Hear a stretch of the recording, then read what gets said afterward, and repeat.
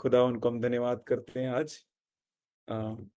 Actually हम विनती करते हैं कि आप हमारे लिए प्रार्थना करें। हर समय हम लोग को प्रार्थना करना है। मतलब आप खाना पकाते हो, आप काम करते हो, आप कुछ भी करते हो, आपको कंटिन्यूअस प्रार्थना में रहना है। मतलब आपके विचारों को बार-बार प्रार्थना की तरफ लेना है। ऐसा कोई पक्का समय नहीं है कि सुबह उठ के ही प्रार्थना करना है। इसका मतलब ये नहीं कि सुबह उठ के प्रार्थना नहीं करना है ना? इसका मतलब ये है कि आपको हर समय प्रार्थना करना है। अगर इस बात को हम लोग हमारी ज़िंदगी में पूरी तरीके से ले लें कि मुझे हर समय प्रार्थना करना है, जैसा प्रभु का वचन कहता है, निरंतर प्रार्थना करो। हर प्रकार का प्रार्थना करना है कि प्रभु आपको सिखलाएगा, चलाएगा, बतलाएगा कि आप प्रार्थना किस प्रकार का करें। तो यहाँ पर परमेश्वर का वचन कहता है कि आप आत्मा में प्रार्थना करो। मतलब आपका आत्मा हर समय परमेश्वर के साथ संभाषण करते रहे, बोलते रहे, बात करते रहे। सबसे बड़ी चंगाई अगर आत्मा में मिल गई, तो सब चंगाई है। कलाम कहता है पहला तिमोथी में 4:8, क्योंकि अगर हम लोग शरीर का कसरत करते हैं, मतलब देह के अंदर साधना करते हैं, साधना मतलब कसरत करते हैं, एक्सरसाइज करते हैं, तो लाभ होता है। लेकिन वो जो लाभ होता है, वो कम लाभ होता है।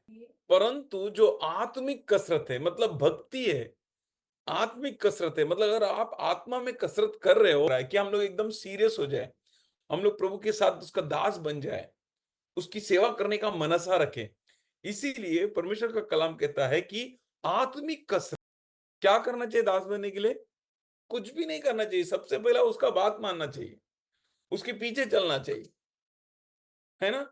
और हम लोग गंभीर हो जाना चाहिए कि प्रभु का आगमन बहुत जल्द है। ये दुनिया में जो है प्रभु ने जो-जो वायदा किया है वो ज़रूर पूरा होगा और आपको सेवकाई के लिए प्रभु ने बुलाया है। और वो सेवकाई बहुत बढ़िया है, बेहतरीन है। जैसा वो चाहता है वैसा करने वाला सेवक यहाँ दुनिया में नहीं है।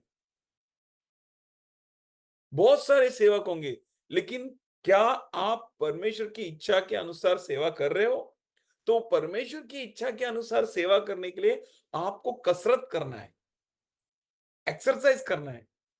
जैसा हम लोग फिजिकल एक्सरसाइज करते हैं, शारीरिक कसरत करते हैं, मसल्स ग्रो होता है, तो उसके लिए पेन होता है।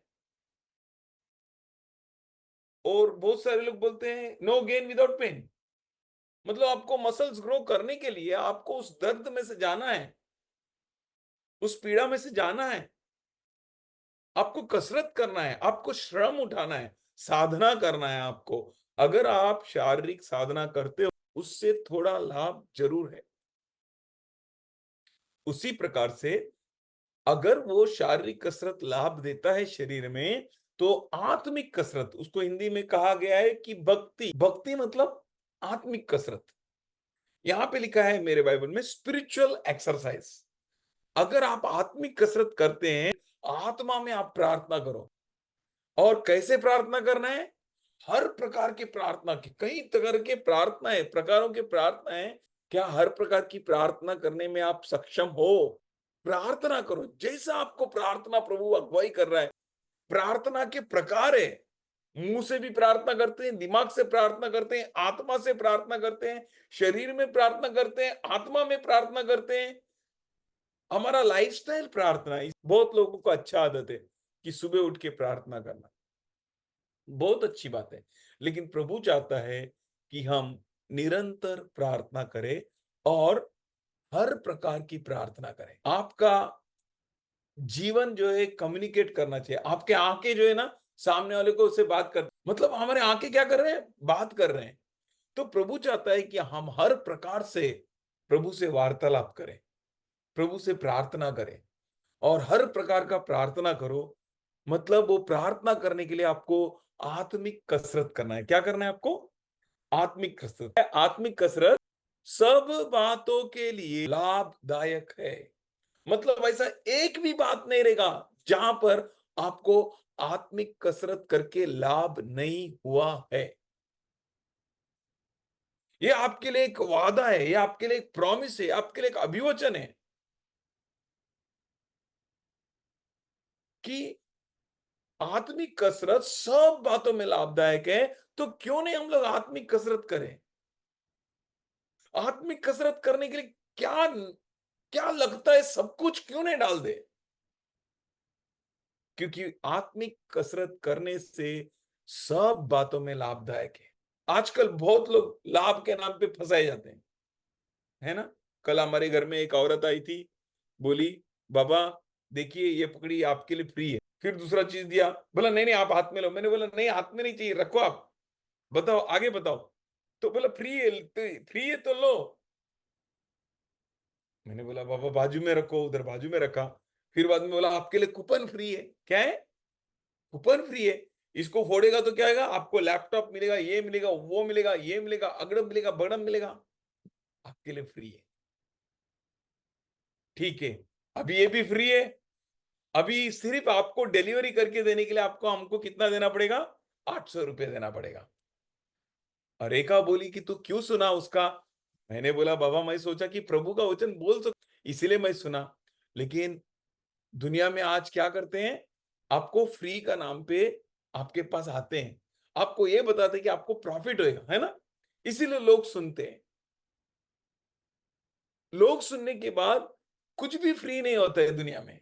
फ्री कुछ भी नहीं होता है। वो आपको फंसा देते हैं। आपको फंसाने के लिए आते हैं। उनका चाल है आपको फंसाने का। उनका चाल है आपको ग्रिप में लेने का। लेकिन प्रभु बोलता है, आत्मिक कसरत सब बातों में लाभदायक है। अगर वो सब बातों में लाभदायक है, तो वो जो सब बातों में लाभदायक है, उसको क्यों नहीं हम लोग पूरा करें? या वो कसरत क्यों नहीं करें? अभी हम लोग देखे गए कि यहां से जा रहे हैं तो गली गली में जिम है। कितने लोग जाते हैं मेरे को नहीं मालूम, लेकिन इतना पक्का है, लोग जाते हैं क्योंकि लोग शरीर को अच्छा रखना चाहते हैं। तो आत्मा को अच्छा रखना कितना लोग चाहते हैं, भक्ति कितना लोग चाहते हैं। आत्मिक कसरत सब बातों में लाभदायक है। आपको एक निर्णय लेना है, क्योंकि हम लोग अंत के अंत समय में खड़े हैं। अगर हम लोग आत्मिक कसरत करने वाले लोग नहीं रहेंगे, तो अंत समय में टिक नहीं पाएंगे। ये अंत समय में टिकने के लिए, आत्मिक युद्ध में आपको टिकने के लिए, शत्रु के अग्निबाणों को बुझाने के लिए, शत्रु के हर प्रकार के दांव पेचों के विरुद्ध टिक कर खड़ा रहने के लिए, शत्रु के हर प्रकार के स्कीम, उसके हर प्रकार के चालबाजी, फसावट, उसके विरुद्ध आपको टिके रहने के लिए आत्मिक कसरत करना जरूरी है। वो आत्मिक कसरत में सबसे पहला और लास्ट पॉइंट है, प्रार्थना करो। प्रार्थना कैसे करना है? चिल्ला चिल्ला के, चिल्ला चिल्ला के, चिल्ला चिल्ला के। प्रार्थना कैसे करना है? कोई देखे हमको इसीलिए। प्रार्थना बहुत सीक्रेट करना है।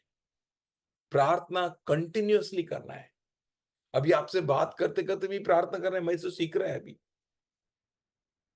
है ना? एक तरफ से मैं आपसे बात भी करूं और प्रार्थना भी करूं, नहीं हो सकता है। रेखा मेरे को बोलती है, जॉय पानी लेके आ, जॉय पानी गर्म कर, जॉय वो उधर पे छतरी पड़ा है, ये जॉय, और इतना 1760 काम दे। मैं बस बस बस बस बस, मैं सुन नहीं सकता है बाबा। तो काम क्या करेगा? मैं सुन ही नहीं सकता है तो। मैं उसको बोलता है, आई एम नॉट मल्टीटास्किंग, है ना? मल्टीटास्क नहीं कर सकता मैं, एक साथ 100 काम नहीं कर सकता। आप एक साथ 100 काम नहीं कर सकते हो, तो आप उतना कमा नहीं पाओगे।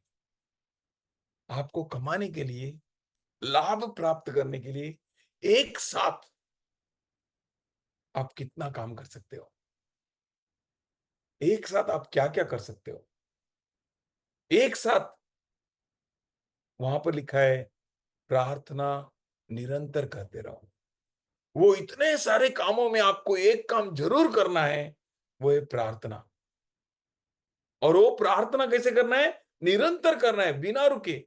जैसा आपका श्वास रुकता नहीं है, श्वास रुक गया तो क्या हो गया? श्वास रुक गया तो खत्म कहानी, फिनिश, है ना? श्वास रोक नहीं सकते हम लोग। मतलब क्या हो गया? श्वास लेने का काम हम लोग करते हैं क्या? नहीं, हम लोग नहीं करते। क्या होता है? अपने आप श्वास लेते हैं हम। उस तरह से प्रार्थना हमारा श्वास हो जाए। प्रभु चाहता है हम लोग कंटिन्यूस निरंतर प्रार्थना करें, आत्मिक कसरत करें, जो आपको हर बातों में लाभ देगा। अगर आपको लाभ देने वाली बात है तो आप उसको कैसे गवा सकते हैं? कैसे प्रार्थना करूं? किस प्रकार का प्रार्थना करूं? चिल्ला चिल्ला के प्रार्थना करूं? दाऊद बोलता है मैं चिल्ला चिल्ला के रोता हूं। प्रभु यीशु मसीह ने कहा कि आप एकांत रूम में जाकर प्रार्थना करो, जहां पर कोई आपको नहीं देखता हो, दरवाजा बंद करके। और जो सबको नहीं दिखता है, वो परमेश्वर आपको देख लेगा। और इतना ही नहीं, सबके सामने आपको आशीर्वाद देगा। क्यों आशीर्वाद देगा? क्योंकि वो लाभ है। प्रार्थना से लाभ होता है, आत्मिक कसरत से लाभ होता है। थोड़ा लाभ नहीं होता है, बहुत लाभ होता है। बहुत मतलब हर जगह पे, हर बातों में लाभ करता है वो। मतलब एक भी बात आपका जिंदगी का छूटेगा नहीं। आत्मिक कसरत करना है हमको। आपका परिस्थिति कितना भी बुरा रहे, मुझे बहुत तकलीफ होता है, मैं ऐसा प्रेयर करने के लिए बेटा कुछ ना कुछ आ जाता है। मुझे लगता है मुझे ही नहीं, आप सबको भी ऐसा होता होगा। 5 मिनट प्रार्थना में अच्छे से बैठा ना, बहुत बड़ा बहादुरी कर लिया मैंने, ऐसा मेरे को लगता है। क्योंकि वो 5 मिनट ही नहीं बैठ पाता है, इतना समस्याएं हैं। क्यों मालूम है?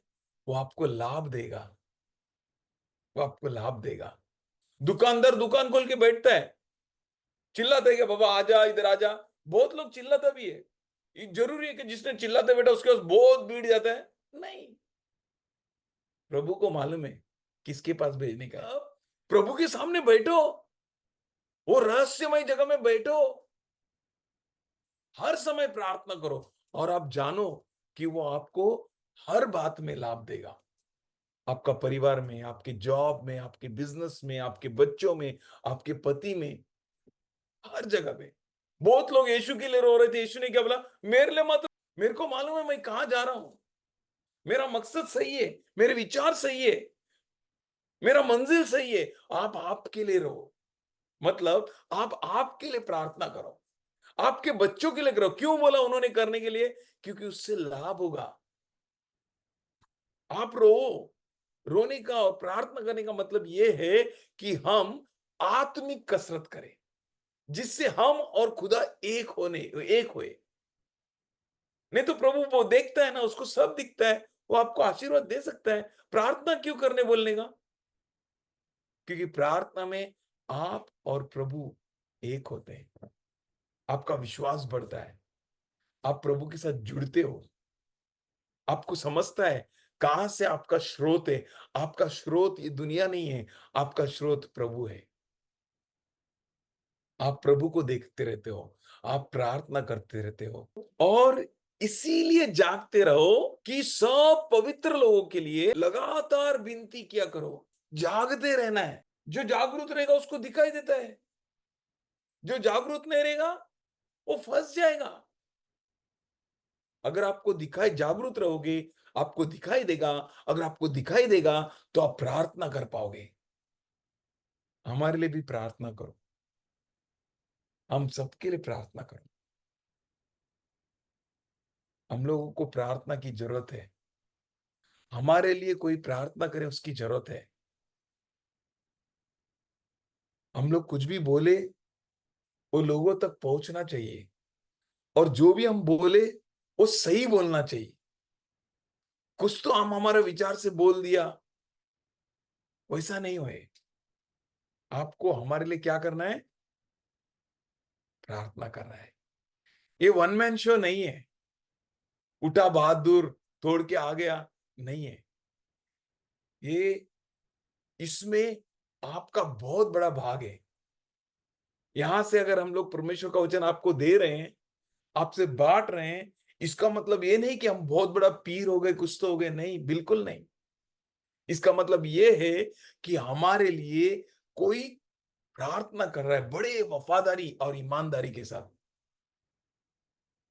वो शायद दिखता नहीं होगा, है ना? ये बहुत बड़ा बिल्डिंग दिखता है, कितना सुंदर बिल्डिंग है, ऊंचा बिल्डिंग है, उसका फाउंडेशन दिखता है क्या? अगर फाउंडेशन दिखने लगा तो क्या, फाउंडेशन दिखने लगा तो बिल्डिंग ही नहीं रहेगा, बिल्डिंग टूट जाएगा। मतलब हमारे लिए कोई प्रार्थना कर रहा है, कोई जरूर कर रहा है, लेकिन हमारी प्रार्थना ये है कि हमारे लिए प्रार्थना करने वाले में आप रहे। आप कैसा प्रार्थना कर सकते हैं किसी और के लिए? सबसे पहले आप आपके लिए प्रार्थना करो, आपके बच्चों के लिए प्रार्थना करो, आप निरंतर प्रार्थना करो और सब प्रकार का प्रार्थना करो। आपका प्रार्थना में सामर्थ्य है। याकूब कहता है धर्मियों की प्रार्थना क्या होता है, प्रभावशाली है। आपने अनुभव लिया नहीं लिया वो अलग बात है, आप अनुभव लेंगे। आपकी प्रार्थना प्रभावशाली है। आप किसी मरो के साथ प्रार्थना नहीं कर रहे हैं, मुर्दों से बात नहीं कर रहे हैं, जो मुर्दों से जी उठा उस यीशु मसीह की बात कर रहे हैं, उससे प्रार्थना कर रहे हैं, पिता परमेश्वर से प्रार्थना कर रहे हैं। बड़ा सामर्थ है जो ब्रह्मांड को सृजा है, उससे आप प्रार्थना विनती कर रहे हैं। इसीलिए आपकी प्रार्थना प्रभावशाली है। इसीलिए वो चाहता है कि आप भरोसा करें, विश्वास करें कि प्रार्थना प्रभावशाली है। आप प्रार्थना करो, आप प्रार्थना करो। आपको तो मालूम है आपके बारे में क्या प्रार्थना कर रहा है, लेकिन आपको मेरे बारे में क्या प्रार्थना करना है कैसा मालूम पड़ेगा? कभी बोल नहीं सकते हैं, बोल नहीं पाते, आप भी शायद बोल नहीं पाते हैं। तो आपके लिए हम हर एक एक दूसरे के लिए प्रार्थना करें। कैसा प्रार्थना करूं? मैं क्या प्रार्थना करूं? मेरा रेखा को भेंडी चाहिए, मिर्ची कोई लाके दिया तो, अरे बाबा भेंडी चाहिए मिर्ची नहीं चाहिए, लेकिन कैसा मालूम पड़ेगा? जब आप जागते रहोगे तो मालूम पड़ेगा। जागरूक रहना है, थोड़ा टाइम के लिए नहीं। यानी आपके प्रार्थना में हर संतों के लिए आपको जागते रहना है, तो आपको मालूम पड़ेगा क्या जरूरत है, क्या प्रार्थना करूं। कुछ बातें हम आपको बताएंगे, आप हमको बताएंगे। शायद बहुत कुछ है, शायद नहीं बता पाते हैं, शायद बहुत सालों के बाद आप बताएंगे, लेकिन आप बताएंगे तब तक कोई आपके लिए प्रार्थना कर रहा है, कोई आपके लिए खड़ा है। आपको नहीं मालूम वो कौन है, मुझे नहीं मालूम वो कौन है, लेकिन हम लोग बने जो नहीं मालूम वो बने। मैं एक बार एक बुजुर्ग आदमी से मिला, और वो बुजुर्ग आदमी ने मेरे से बात करते करते बोला, हम जिसके कोई नहीं उसके कुछ हैं। और वो रोने लगा। काय बोलला, ज्यांना कोणी नाही त्यांचं आम्ही काहीतरी आहे, काहीतरी आहे। आणि त्यांचा बोलण्यामध्ये सामर्थ्य होता, समज होता, आणि त्यांच्या डोळ्यांमध्ये अश्रू होती, जे माझ्यासोबत बोलत होते। जिसका कोई नहीं उसका हम कुछ है। वो आदमी बहुत बहुत टूटा हुआ था, बहुत टूटा हुआ था। फिर मैं उनको फिर से मिलने के लिए गया, मैं उनको ढूंढा, पता चला वो मर गए। जो किसी के लिए कुछ करना चाहते हैं, जिसका कोई नहीं उसका वो कुछ बनना चाहते हैं। वो क्रिश्चियन नहीं था, लेकिन वो क्रिश्चियन नहीं होके बहुतों का बहुत कुछ बनना चाहा। ना पॉलिटिक्स में था वो, ना बहुत अमीर आदमी था वो। मुझको बहुत प्यार आ गया उसके ऊपर। कम से कम 1 घंटा मैं उसका सुना। ज्यांचा कोणी नाही त्यांचा मी काहीतरी आहे, होण्याचा प्रयत्न करत आहे। एक अन्य जाति का आदमी ऐसा बोल सकता है, जिसका कोई नहीं मैं उसका कुछ हूं। तो हम लोग क्या बोलना चाहिए? ठीक है नहीं बोलो आप, लेकिन आप रहो, आप बहुत कुछ हो। आज मेरे को ओरेकल का एक सर ने मैसेज भेजा। वो मैसेज क्या है मैं आपको पढ़ के बताता है। If you want to give light to others, you have to glow yourself. अगर आपको दूसरों को रोशनी देनी है, तो आपको खुद को क्या होना है? प्रकाशमान होना है। मुझे बहुत अच्छा लगा। मैंने उनको लव का इमोजी भेज दिया और भेजने के बाद मैंने उनको बोला कि मुझे ग्लो होने के लिए कोई ग्लो करने वाला चाहिए, लेकिन मैं प्रकाशमान होने के लिए कोई तो मेरे को प्रकाशमान करने वाला चाहिए। वो कौन है मालूम है क्या? वो यीशु है। जब वो आपको क्या करेगा? ज्योतिर्मय कर देगा, तो आप ये दुनिया के लिए ज्योतिर्मान हो जाओगे। ये दुनिया के लिए प्रकाश हो जाओगे आप। इस तरह से प्रभु आपको प्रकाशमान करेगा कि आप दुनिया के लिए ज्योति हो जाओगे। क्या आप दुनिया के लिए ज्योति हो? मैं आपसे पूछ रहा हूं, क्या आप अपने आप के लिए ज्योति हो? आपके परिवार के लिए हो? आस पड़ोस के लिए हो? क्या आप चमक रहे हो? क्या प्रभु ने आपको जो बोला, तुम्ही जगाचे प्रकाश आहात? आज प्रभु हमसे यही बात कर रहा है। हम लोग को बहुत गंभीर होना है, सीरियस होना है।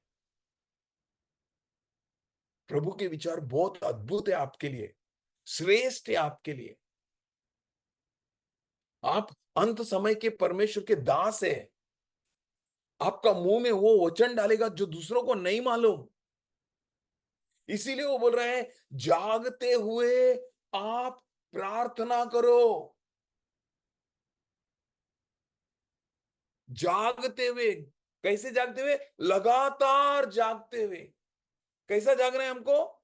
लगातार। लगातार जागते हुए आपको हर प्रकार की प्रार्थना, हर संत के लिए, चोर के लिए नहीं बोल रहे, अभी फिलहाल संत के लिए बोल रहे हैं। हमको तो चोरों के लिए भी करना चाहिए प्रार्थना, लेकिन आज आप सीरियस हो जाओ, संत के लिए प्रार्थना करो। आपका खुद का भाई के लिए प्रार्थना करो। आपका भाई बहन के लिए प्रार्थना करो। बहुत सीरियस हो जाओ। कोई देखने का जरूरत नहीं है, किसी को बताने का भी जरूरत। प्रभु देखता है आपको, जो आप अकेले में प्रार्थना करते हो। वो परमेश्वर जो रहस्य से आपको देखता है, वो आपको सबके सामने आशीर्वाद देगा। आज मैं आपसे भी विनती करता हूं कि आप मेरे लिए भी प्रार्थना करो। मेरे लिए भी प्रार्थना करो कि मैं, या मुझे बोलने के समय ऐसा प्रबल वचन दिया जाए कि मैं बड़े हिम्मत के साथ और साहस के साथ उस सुसमाचार के रहस्य को, भेद को आपको मैं बता सकूं। ये जो परमेश्वर का वचन बताने के लिए भी हिम्मत चाहिए, साहस चाहिए, और वो भेद मुझे मिलना चाहिए, वो रहस्य मुझे मिलना चाहिए कि मैं आप लोगों तक बांट सकूं। अगर वो रहस्य मुझे नहीं मिलेगा, मैं आपको नहीं बांट सकूंगा। अगर मिला तो भी मुझे साहस नहीं मिला, हिम्मत नहीं हुआ।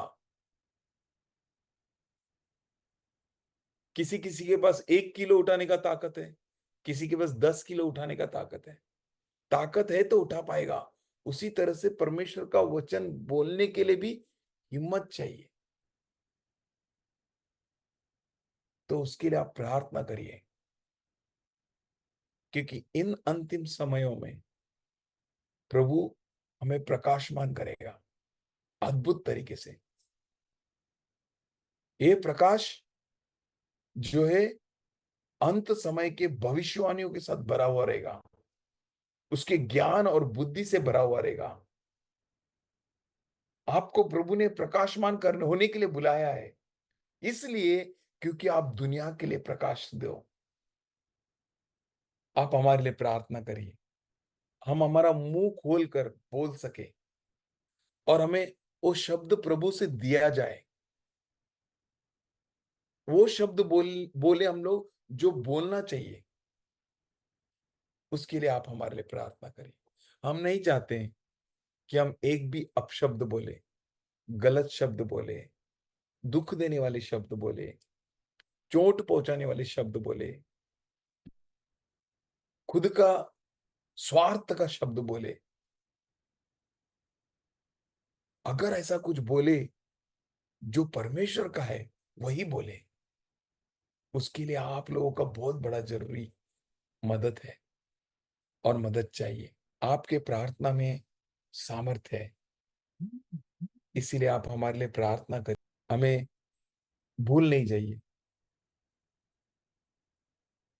मैं यकीन मानता हूं कि आप लोग करते हैं प्रार्थना, लेकिन आसान नहीं है प्रार्थना करना। ये मुझे मालूम है, बहुत मुश्किल है प्रार्थना करना, लेकिन उसी वक्त बहुत आसान कर दिया है प्रभु यीशु मसीह ने।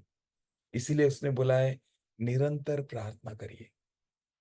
जब जैसा आपको प्रभु याद दिलाता है वैसा प्रार्थना करिए।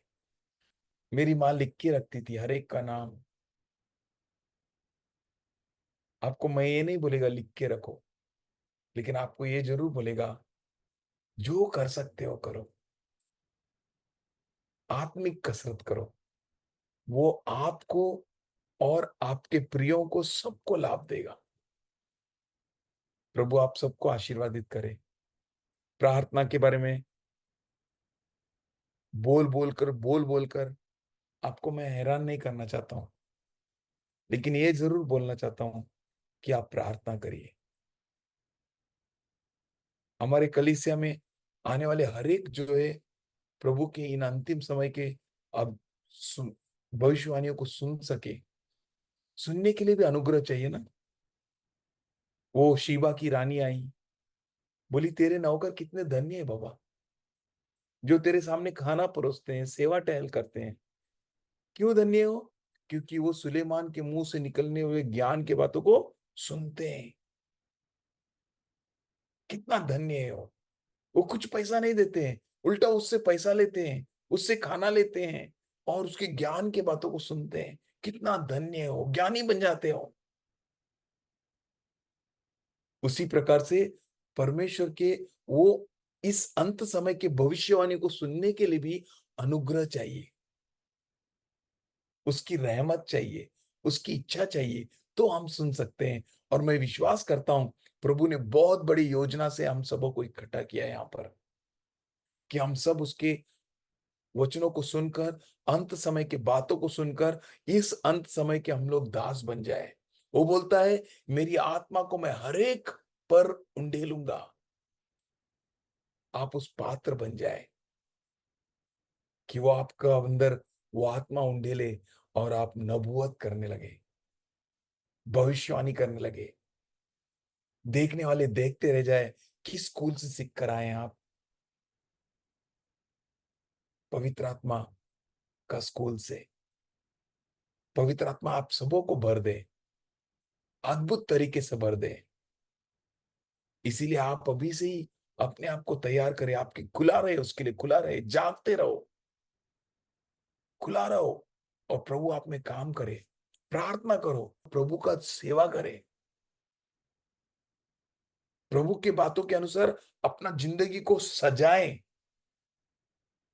क्योंकि ये अंत समय है। हम लोग सब प्रार्थना करें, चाहे इच्छा रखे कि इन अंतिम दिनों में उन सबका उद्धार हो जाए और वो भी हमारे साथ वहां रहे जहां हम रहे। और हमारा क्या हो जाए?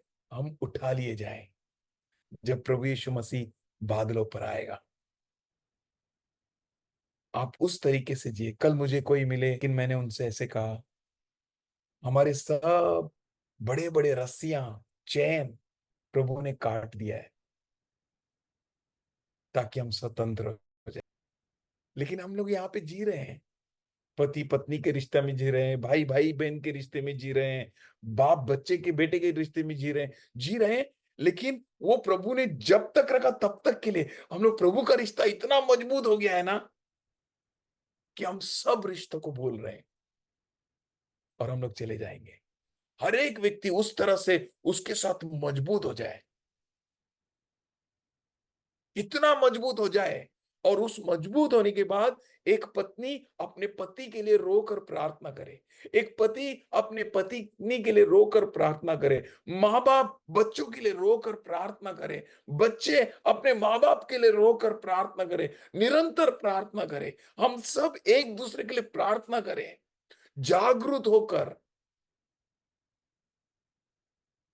जागते हुए, निरंतर जागते हुए हर प्रकार का प्रार्थना करें। आज मैं मार्केट में गया, एक आदमी मेरे को सामने से ढूंढते हुए आया, बोला, अरे सर सर, मैं आपको एक हफ्ते से ढूंढ रहा था सर। मालूम है आपको मेरा मन में क्या हुआ? ये अभी पैसा मांगेगा, ऐसा लगता है कुछ तो मांगेगा। बोला, सर मेरा माँ बीमार है, को 15,000 चाहिए सर, मैं बस आपको लाके दे देगा। और ये आदमी अंदर से क्या बोल रहा है? ये आदमी अंदर से बोल रहा है, बाबा मेरे से नहीं मांग, क्योंकि मैं दे नहीं सकता है। क्या बोल रहा है आदमी अंदर से? वो रो रहा है, मैं कहां से लाके देगा पैसा उसको? मेरे पास कौन सा पेड़ पड़ा है कि मैं उसको पैसा लाके दूं? इंसान से मांगे तो इंसान क्या देगा? इंसान का हाथ कितना बड़ा है कि आपको मदद करे? वो आपका प्रार्थना क्या सुनेगा? वो शायद बोल रहा है आपको, हाँ बोलिए बोलिए, लेकिन वो डरा हुआ है, ये बोलेगा तो मैं कुछ दे पाएगा क्या?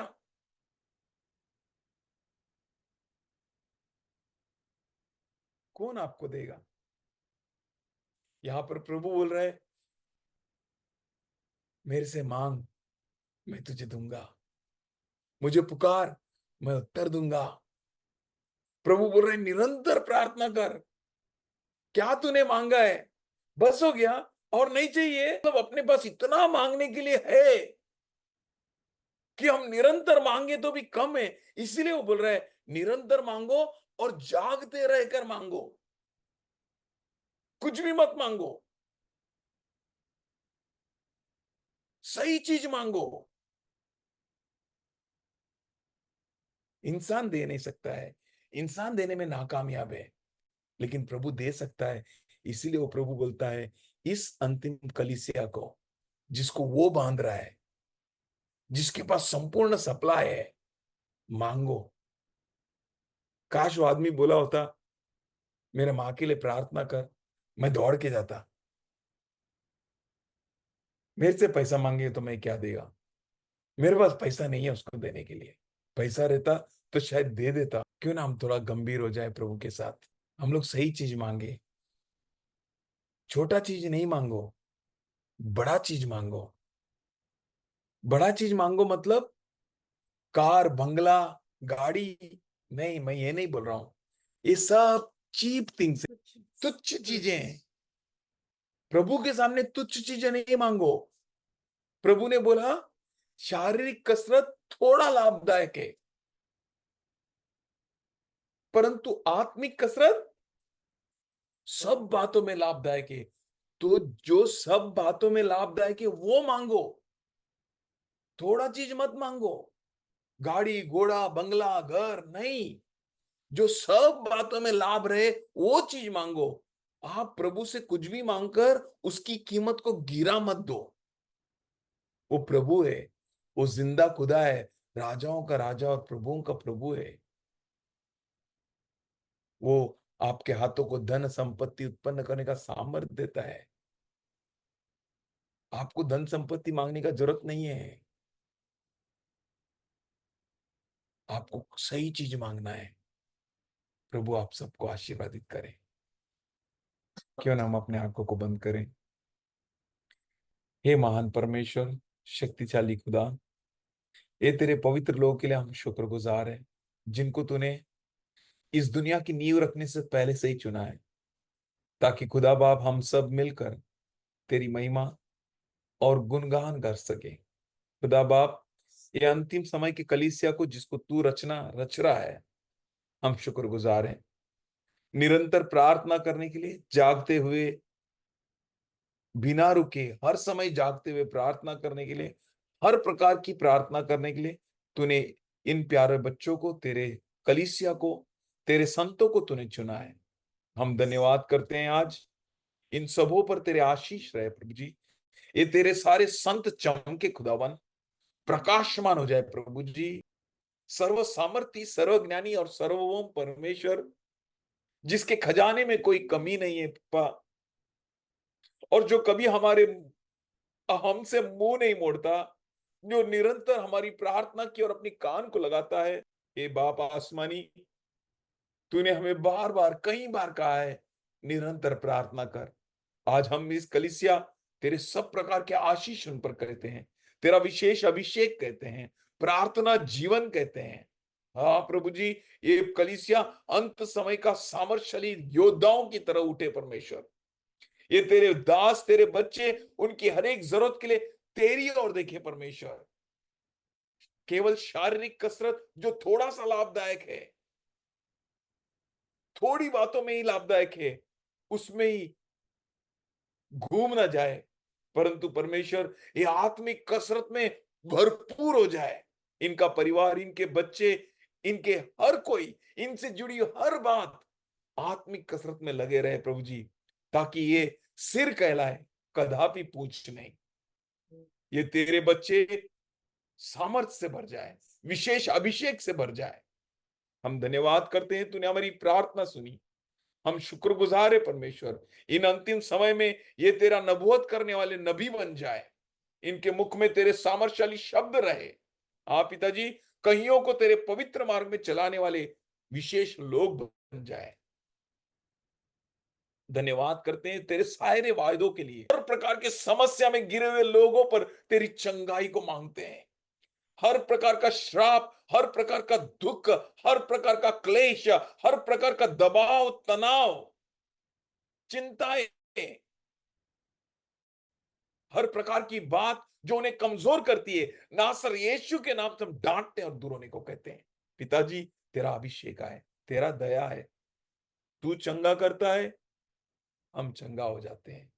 तू पट्टी बांधता है, हम तंदुरुस्त हो जाते हैं। तू हमारी ताकत है, तू हमारी तंदुरुस्ती है, तू हमारा घमंड है। सिर्फ तू चमके प्रभु जी हम सब में। धन्यवाद, स्तुति और महिमा करते हैं। तेरा शुक्रगुजारी के साथ साष्टांग प्रणाम करते हुए मसीह के मीठे नाम से प्रार्थना करते हैं, सुन और कबूल कर। आमीन।